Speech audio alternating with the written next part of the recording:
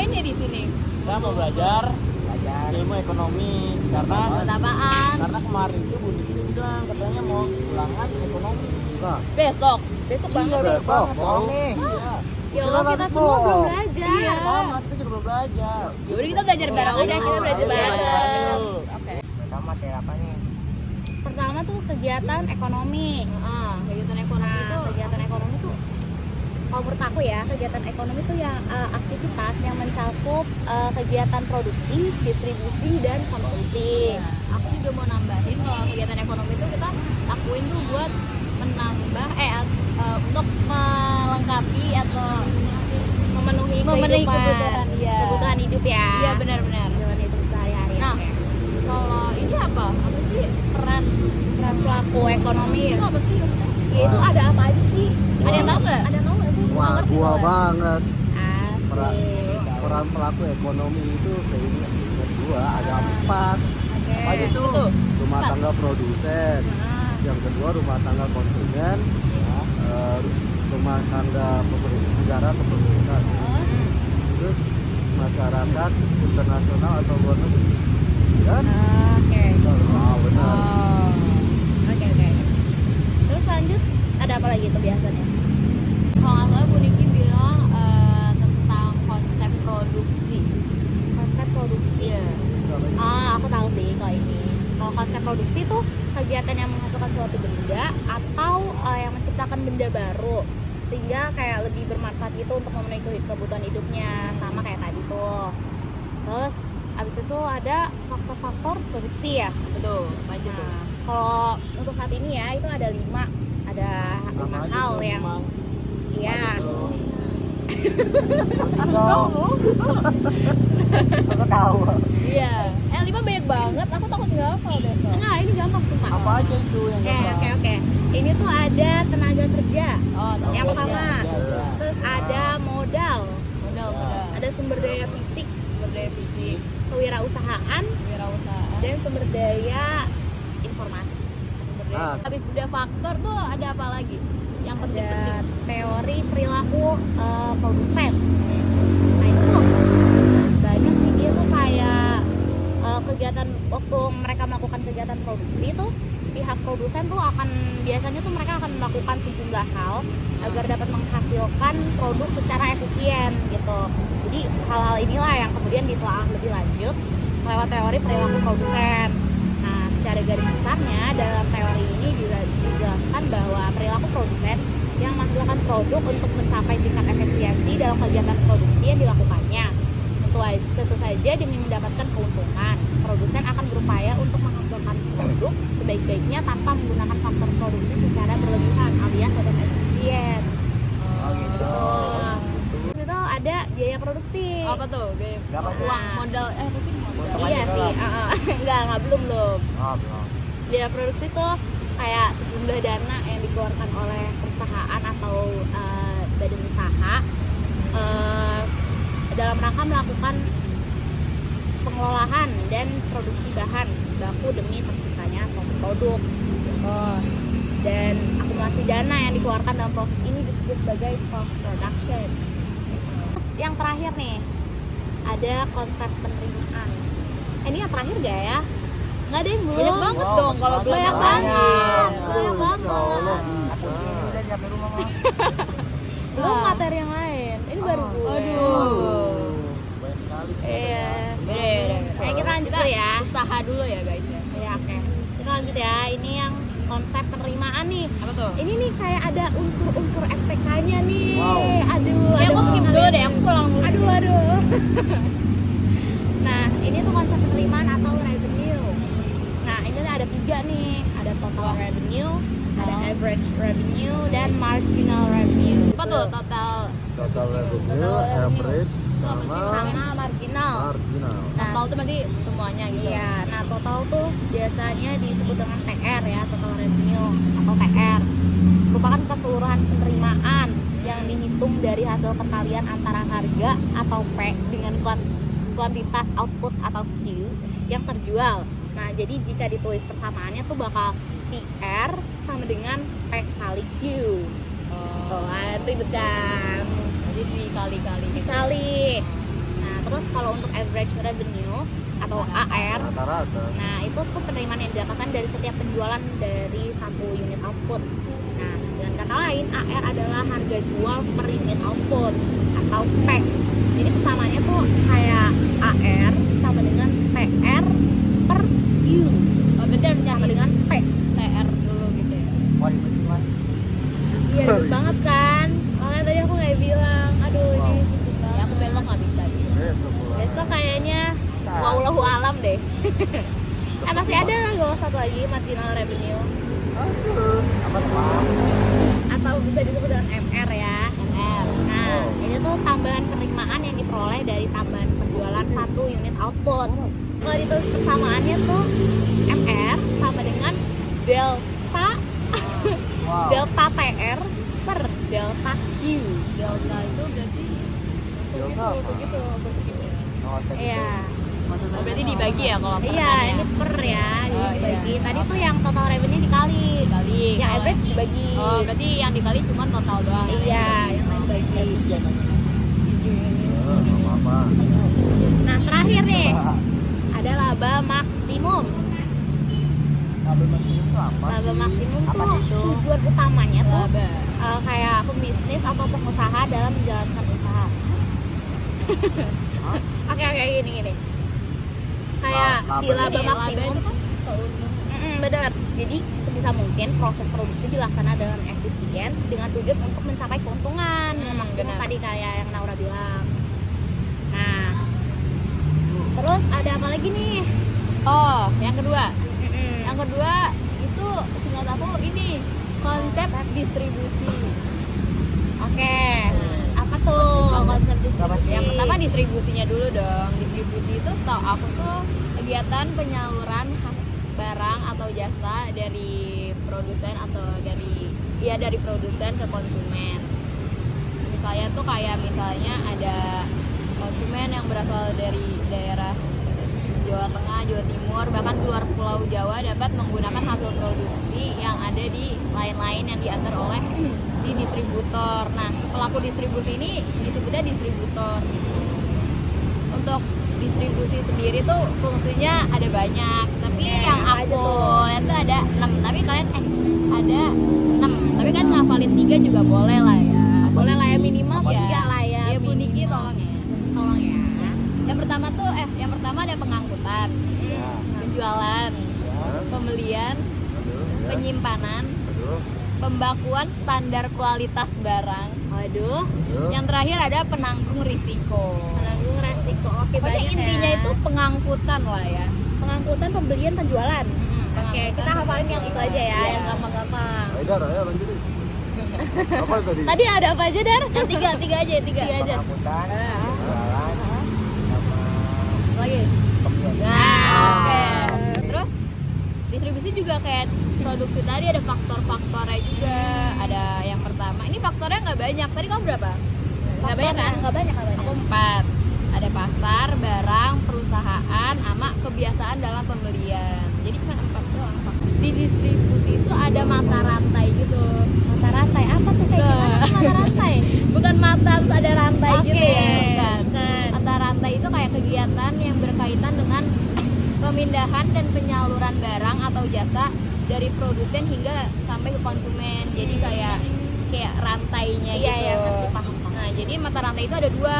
Ada yang saluran distribusi langsung dari produsen langsung ke konsumen, atau yang saluran distribusi tidak langsung. Kayak saya dari produsen ada perantaranya dulu, ada konsumen. Iya. Kalau yang langsung tuh kayak apa ya contohnya kayak penjual catering gitu loh. Jadi dia kan nggak yang dijual-jual dulu Iya. kan, maksudnya dia langsung antar aja ke konsumen. Nah, tapi kalau yang tidak langsung tuh kayak agen-agen gitu biasanya. Kan mereka kayak naruh misalnya di Indomaret Iya, atau iya, agen-agen iya. warung-warung gitu sih. Oke.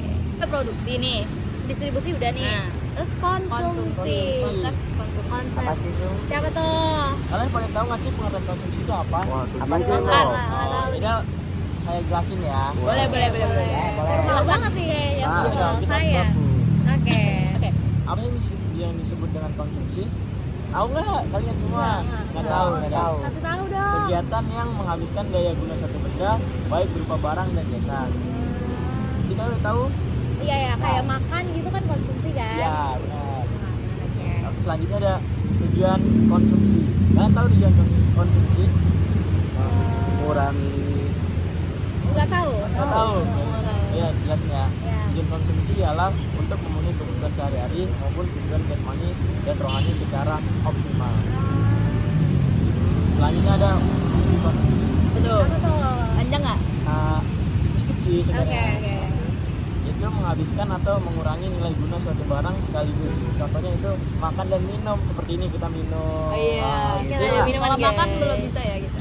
Kita nggak ada makanan di sini, makan rumput. boleh Enggak dong, lapar kan ya.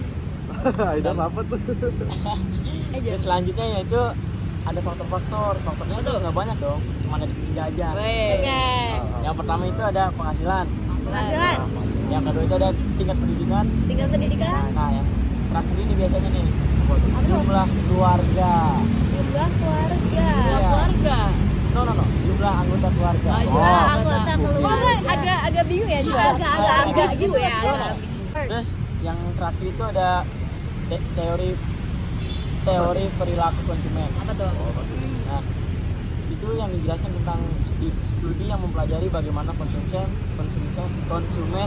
mencari, memilih, membeli dan menggunakan suatu barang untuk memenuhi kebutuhannya. Jadi begitu tentang konsumsi. Oke, itu konsumsi ya. Oke, Nah. makasih. Terima kasih. Oke, udah berarti produksi udah, Udah, distribusi distribusi udah, udah. konsumsi udah. Udah. Apalagi tuh? Bagi nih Kemarin Konsep bikin- pelaku-pelaku ekonomi. Oh Apa iya, tuh? pelaku-pelaku ya. Heeh. Siapa tuh yang Apa tuh? agak ngerti? Yang tahu siapa ya? tahu siapa? Tadi udah dijelasin. Itu baru perkenalan. Iya. Aku masih kurang paham sih jujur, Leo. Iya.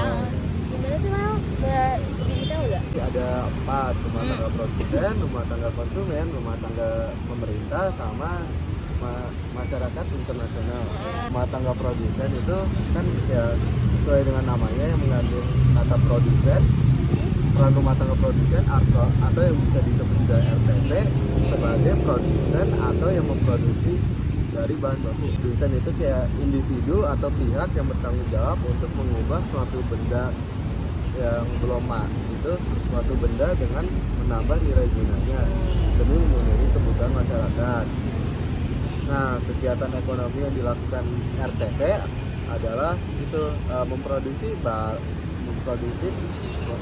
memproduksi benda dan menjual hasil produksinya kepada RTK. 2. Pengguna faktor produksi di sumber daya alam, sumber daya manusia, modal, teknologi, dan lain-lain. Yang terakhir, yang ketiga adalah sebagai agen pembangun. Agen yang dimaksud adalah agen perantara atau pembantu, di mana pada umumnya agen pembangun ekonomi ini dilakukan oleh pemerintah. Nah, produsen membantu pemerintah sebagai agen pembangun ekonomi seperti membuka lapangan pekerjaan, sehingga berpartisipasi dalam meningkatkan pembangunan ekonomi di suatu wilayah atau negara. Dan konsumen, rumah tangga konsumen atau RTK itu merupakan individu atau pihak yang merupakan bagian dari masyarakat yang melakukan kegiatan konsumsi. Konsumsi tadi apa artinya? Menghabiskan daya guna suatu benda. Menghabiskan. Menghabiskan lah, bukan mengurangi gitu. Iya. Kan kalau ada produksi ada konsumsi. Iya, iya, Karena benar. adanya kebutuhan yang perlu dipenuhi. Nah, peran RTK sebagai pelaku ekonomi ada ini nih. Yang pertama, bertindak sebagai masyarakat umum yang membeli barang atau jasa yang dihasilkan oleh RTP. Kedua itu pemasok faktor produksi, yaitu dalam menyediakan faktor produksi seperti sumber daya alam, sumber daya manusia, modal, teknologi. Nah, selanjutnya itu ada Olahraga. rumah tangga negara atau pemerintah. Nah, rumah tangga negara, RTN atau pelaku ekonomi dari pemerintah, di mana RTN adalah pelaku ekonomi yang menghasilkan barang dan jasa untuk memenuhi kebutuhan masyarakat. Nah, peran rumah tangga pemerintah atau RTN sebagai perilaku ekonomi adalah seperti ini. Salah perkataan yang Yang pertama adalah itu sebagai regulator atau yang mengatur. Tugasnya itu adalah menjamin proses kegiatan ekonomi akan berjalan dengan baik atau lancar. Sebagai konsumen, kayak misalnya pemerintah menyediakan fasilitas umum, maka pemerintah pasti akan mengkonsumsi barang atau jasa untuk membangun fasilitas umum tersebut. Nah, juga sebagai produsen. Ya, kalau di Indonesia biasanya kita sebut itu BUMN. Ada yang tahu singkatan apa? Badan Usaha Milik Negara. Pinter banget, semoga besok 100. Tadi gue bilang, contohnya itu kayak Pertamina atau Mungkin gitu kan, memproduksi minyak menjadi bahan bakar. Itu sebagai agen pembangun, sudah menjadi kewajiban negara untuk membangun perekonomian negaranya. 4 itu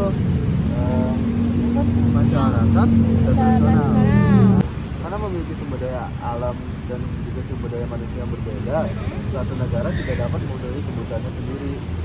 Makanya itu peran masyarakat internasional atau masyarakat luar negeri itu penting banget.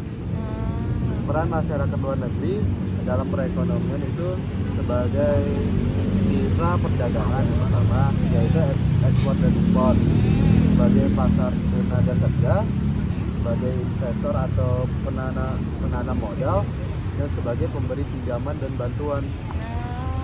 Nah, selesai. Oke, berarti udah tadi apa? Tadi tuh konsep pelaku ekonomi ya. Satu lagi apa? Terus apa lagi nih? Ada satu lagi. Flow diagram. Diagram. Lupa. MTK dong. Bukan dong. Ada Diagram. tahu nggak apa ini definisinya?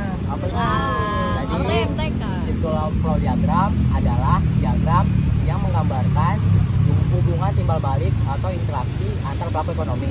Nah, itu ada tiga jenisnya. Kalian pada tahu nggak? Apa itu? Enggak. Jadi juga. jenis yang pertama circular flow diagram 2 sektor, 3 sektor, dan 4 sektor. Yang pertama bahas 2 sektor dulu. Oke, udah satu. Yang artinya ada 2 pelaku ekonomi, yaitu rumah tangga produsen dan rumah tangga konsumen. Yang pertama, rumah tangga produsen menyerahkan faktor produksi ke rumah tangga produsen berupa tenaga kerja, modal, dan lain-lainnya. Kemudian rumah tangga produsen ini memberikan timbal balik atau balas jasa lah kepada rumah tangga konsumen berupa uang, bunga, atau lain-lainnya lah. Terus rumah tangga produsen memberikan barang atau jasa melalui pasar output untuk dijual atau diperdagangkan kepada rumah tangga konsumen. Nah, nantinya rumah tangga konsumen akan melakukan pembayaran atau pembelanjaan di pasar output yang nantinya akan sampai ke rumah tangga produsen. Pembayarannya itu berupa uang. Nah, yang kedua ada 3 sektor yang artinya ada 3 pelaku ekonomi, yaitu rumah tangga produsen, rumah tangga konsumen, dan pemerintah. Nah, di sini kan pemerintah berperan mengatur kebijakan. Salah satunya memberikan subsidi kepada rumah tangga konsumen dan produsen. Subsidinya itu berupa misalnya gas LPG 3 kg untuk masyarakat miskin dan kemudahan ekspor. Nah, pemerintah, rumah tangga produsen dan rumah tangga konsumen memberikan timbal balik kepada pemerintah berupa pembayaran pajak. Iya benar-benar.